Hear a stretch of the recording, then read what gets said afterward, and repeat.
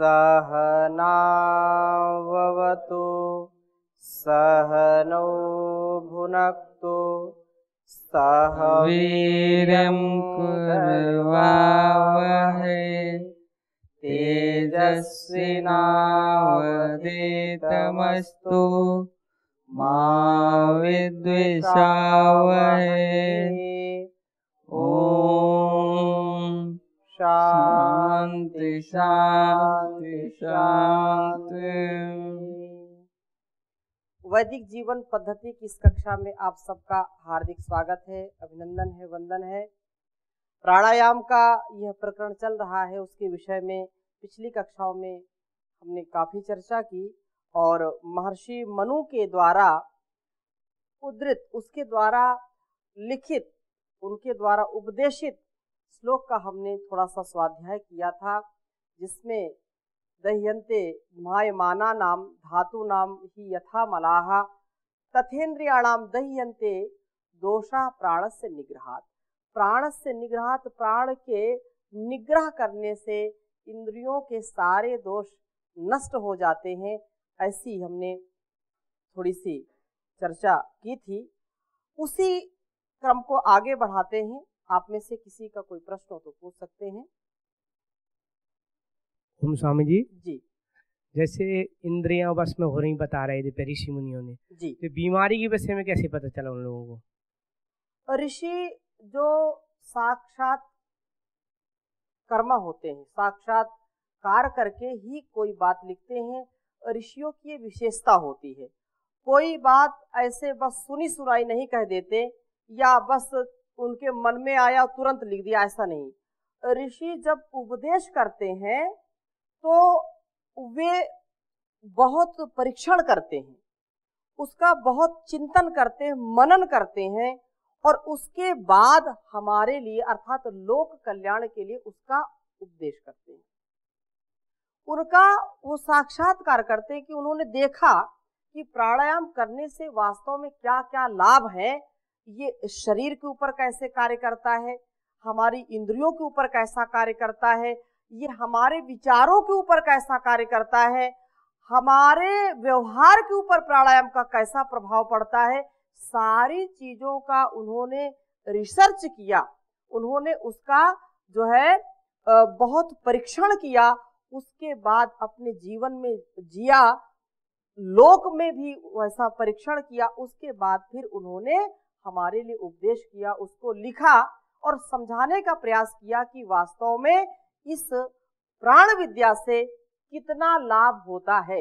वो बहुत सूक्ष्म और बहुत ज्यादा विस्तार से नहीं बताते हैं, जैसे जितना स्वामी जी महाराज ने आज पूरी दुनिया को योग के माध्यम से कौन सा रोग नहीं ठीक होगा, अर्थात सारे रोग ठीक हो सकते हैं योग के माध्यम से। तो ये आज कहीं अन्य ग्रंथों में आप देखोगे तो इतना विस्तार से नहीं मिलेगा।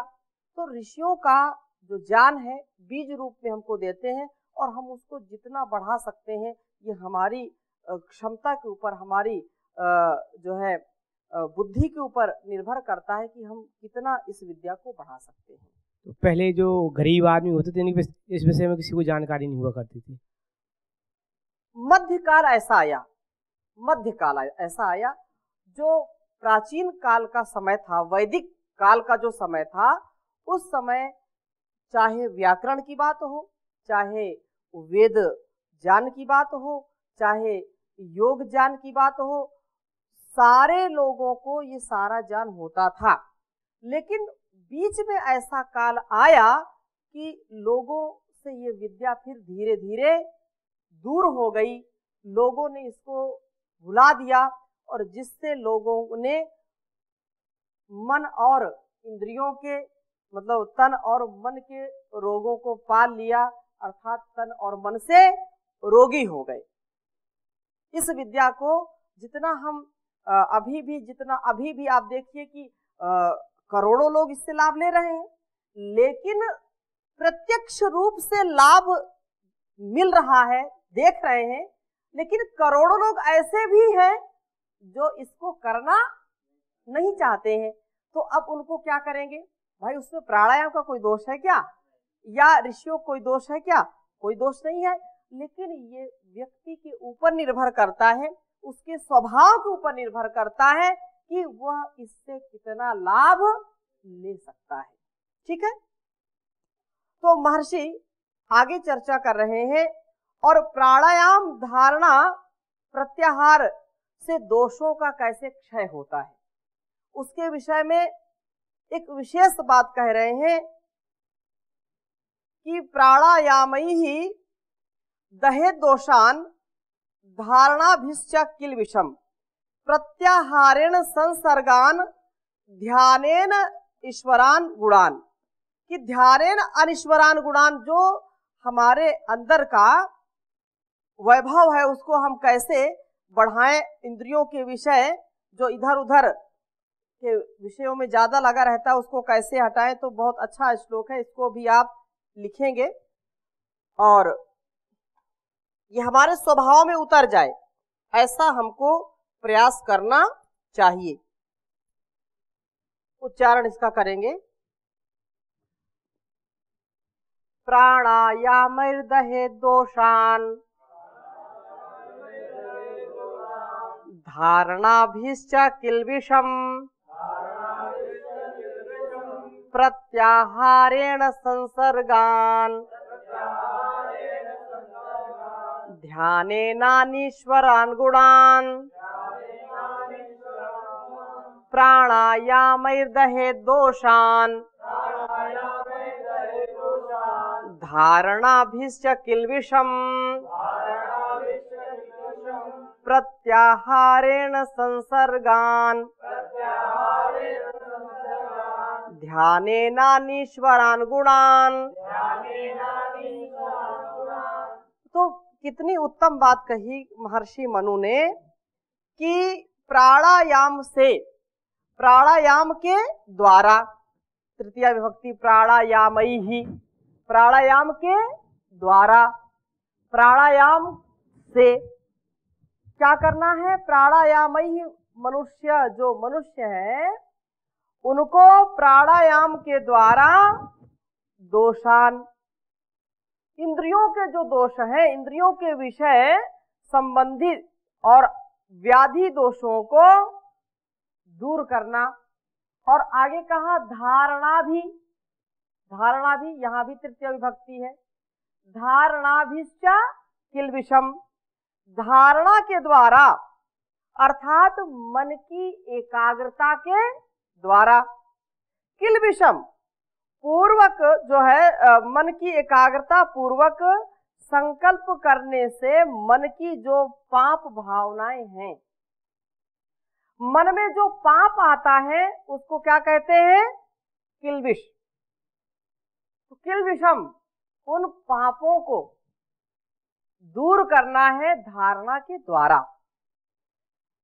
धारणा भी किल विषम, मन की एकाग्रता पूर्वक संकल्प करने से मन की जो भावनाओं को, जो पाप युक्त है, पाप भावनाओं को दूर करने का यह विशेष साधन है।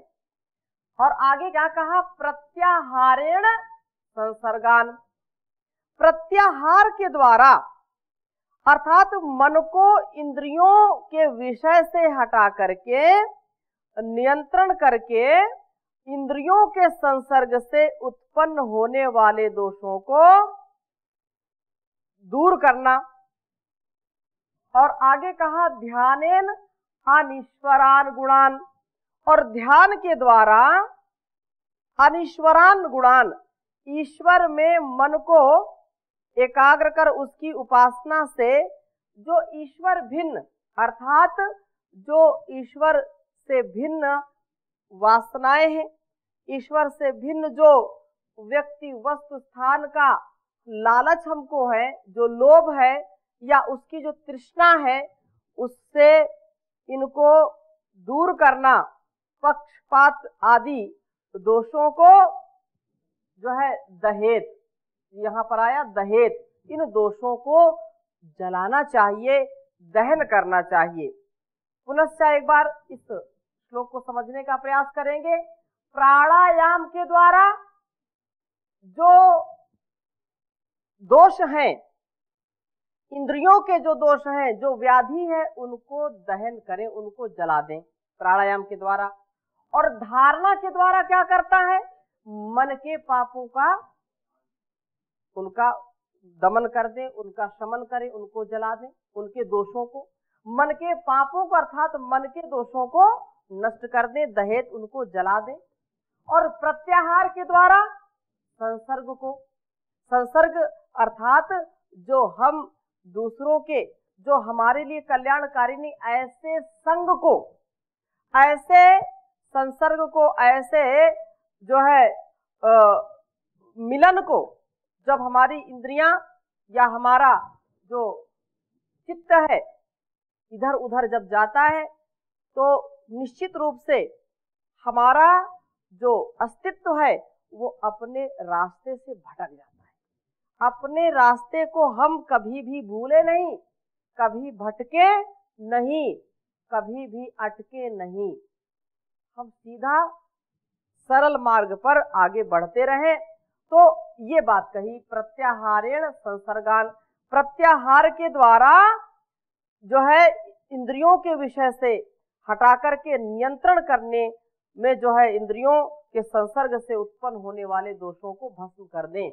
और ध्यानेन, ध्यान के द्वारा क्या करना है, अन ईश्वरान गुणान, जो अनिश्वर चीजें हैं, अर्थात जो हमको ईश्वर की भक्ति में, ईश्वर की जो है श्रद्धा में, उसके चिंतन में जो दोष आते हैं, जो हमको अपने ईश्वर के गुण कर्म स्वभाव से भटका देते हैं, ऐसे अनीश्वर रूपी जो अवगुण है, दोष है, उनको भस्म कर दे, किससे, ध्यान से। तो यहाँ पर तीन चीजें साथ साथ कह दी कि प्राणायाम और धारणा, प्रत्याहार और ध्यान। तो ये विशेष बात यहाँ पर कही। और इसी को पुनः जो है महर्षि देवदत्त भी इसको अपने जो है उसमें सत्यार्थ प्रकाश में लिखते हैं कि इसलिए सन्यासी लोग नित्य प्रति प्राणायामों से आत्मा, अंतःकरण और इंद्रियों के दोष, धारणाओं से पाप, प्रत्याहार से संग दोष और ध्यान से अनिश्वरता के गुणों का अर्थात हर्ष, शोक और अविद्या आदि जीव के जो दोष हैं उनको भस्मीभूत किया करें। अनिश्वर का मतलब जो ईश्वर नहीं है वो अनिश्वर है, ना ईश्वर अनिश्वर, ठीक है, ना उपस्थित अनुपस्थित, ना आर्य अनार्य। जैसे ना लगता है और उसके बाद अच आ जाता है, कोई स्वर आ जाता है तो उसको अन उसमें लग जाता, अन हो जाता है। और जब कोई व्यंजन आएगा तो केवल आ रह जाएगा, ना का लोप हो जाता है, न लोपो नयः, ये सूत्र है अष्टाध्यायी का, आप आगे पढ़ोगे। प्रत्याहारेण का तात्पर्य प्रत्याहार के द्वारा। प्रत्याहार क्या है वो अभी आगे हम बताएंगे, क्योंकि अभी यम, नियम, आसन, प्राणायाम और उसके बाद प्रत्याहार, उसकी विशद चर्चा करेंगे। और यहाँ पर और आगे कहा कि धारणा और प्रत्याहार विवेचन में ये विशेष बात कही, प्राणायाम से इंद्रियों के दोषों का दहन किस प्रकार से होता है, इसका भी विशेष जो हमने पीछे की कक्षाओं में भी हमने चर्चा की थी, आगे भी इसका और विशेष चर्चा करेंगे। जो धारणाओं से अंतःकरण के किल्बिष अर्थात बुराई को दूर करें, सूत्र आगे जो है इसमें योग दर्शन में आता है, देश बंध चित्तस्य धारणा। तो देश बंध चित्त से धारणा, धारणा उसको कहते हैं कि जो मन की जो है चंचलता से छुड़ा करके नाभि, हृदय, मस्तक, नासिका और जीभ आदि के अग्रभाग में उसको टिका दें और ओंकार का जप करते रहें। परमेश्वर का विचार करना अथवा बुराइयों को, दोषों को समझ करके उनको छोड़ देना और सच्चे व्रतों को धारण करना, ठीक है। इसलिए विशेष ये बात यहाँ पर कही है। प्रत्याहार, जैसे आप पूछ रहे हैं प्रत्याहार, तो प्रत्याहार तृतीय विभक्ति प्रत्याहार के द्वारा या प्रत्याहार रूपी साधन से। जब पुरुष अपने मन को जीत लेता है तब इंद्रियों को जीतना अपने आप हो जाता है, और क्योंकि मन ही इंद्रियों को चलाने वाला है, परिणाम स्वरूप इंद्रियां अपने अपने विषयों को के संगों में अभिमान आदि दोषों से निवृत्त हो जाती हैं।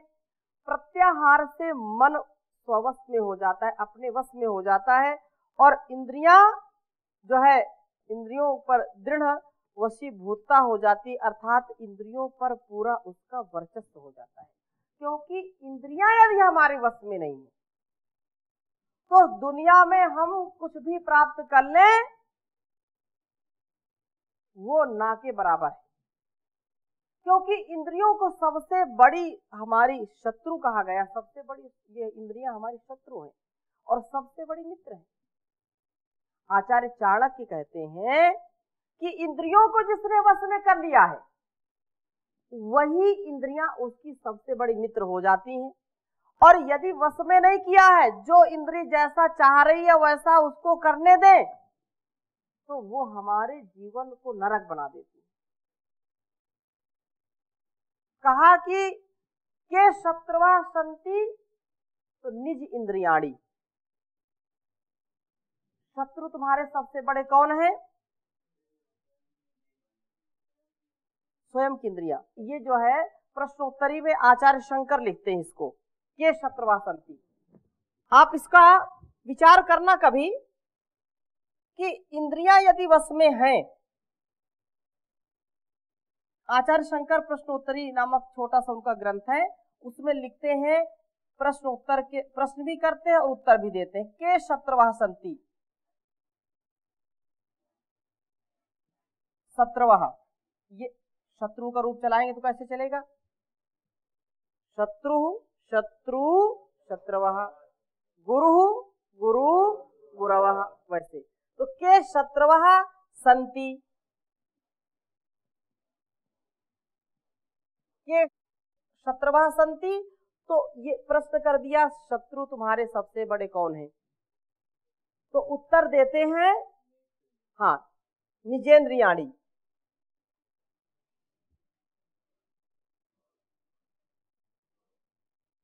निजेंद्रियाणी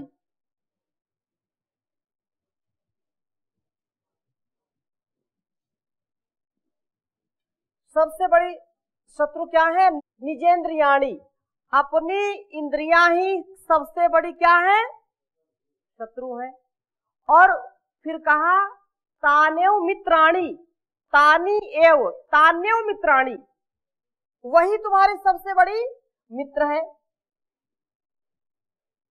तो तान्यव मित्राणी,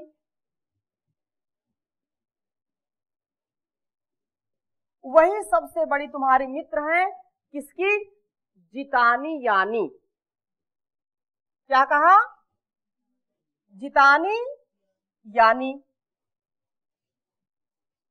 ये आचार्य शंकर लिख रहे हैं, जितानी यानी, जिसके द्वारा इंद्रियां जीत ली गई हैं वो इंद्रियां उसकी सबसे बड़ी मित्र हो जाती हैं, और जो इंद्रियों के वश में हो गया वो समझो गया काम से, उसको कोई बचाने वाला माई का लाल पैदा नहीं हुआ, उसको कोई नहीं बचा सकता, वो सब कुछ उसका लुट जाएगा, बर्बाद हो जाएगा। क्योंकि ये रसना है ना, ये इंद्रिय है, और जिसकी रसना वश में नहीं है तो उसको फंसना ही फंसना है। हाँ? रसना की वासना यदि वश में नहीं है तो उसको फंसना ही फंसना है। फिर वो लोग जो है उसके ऊपर हंसते रहते हैं, लोगों को हंसना ही हंसना है। हाँ? इसलिए इंद्रियों का नियंत्रण परम आवश्यक।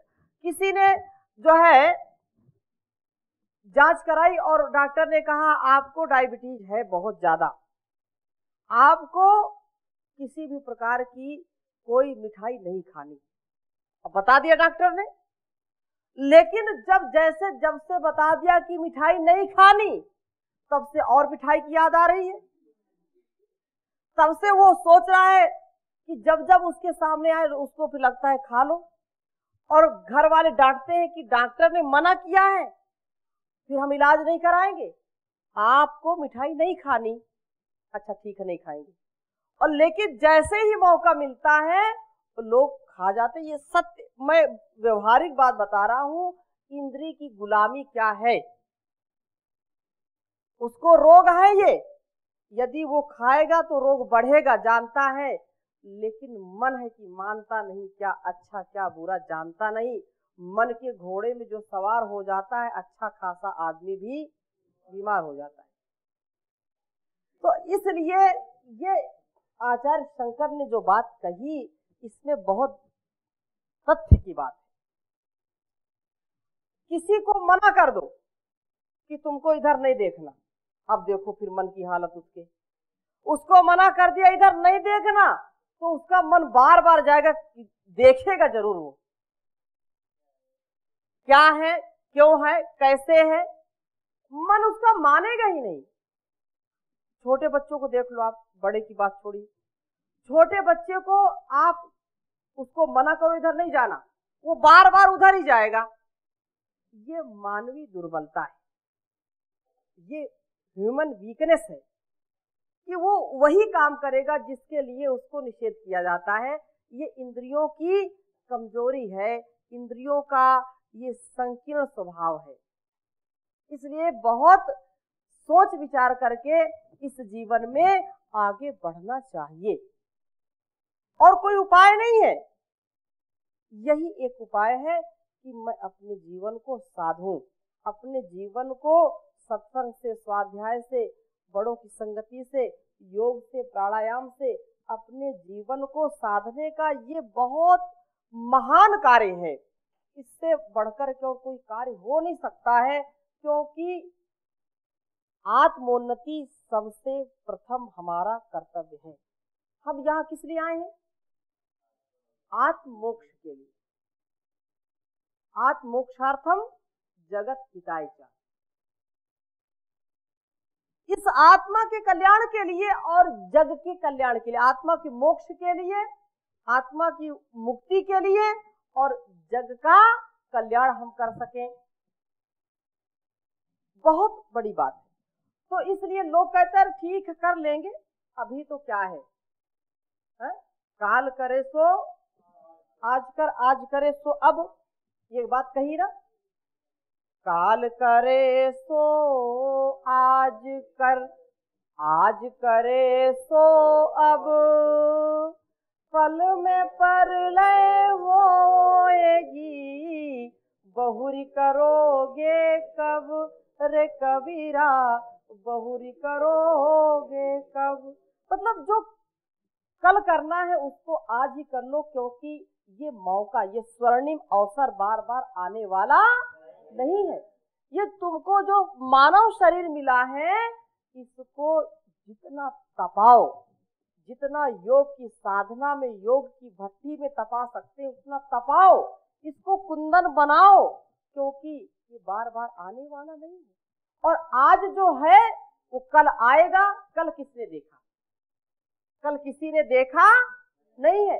अच्छा, लेकिन कुछ लोग ऐसे हैं उल्टी बुद्धि वाले, तो दूसरा जो है दोहा बना दिया, आज करे सो काल कर, काल करे सो परसों, जल्दी जल्दी क्या करना भाई, अभी जीना है बरसों।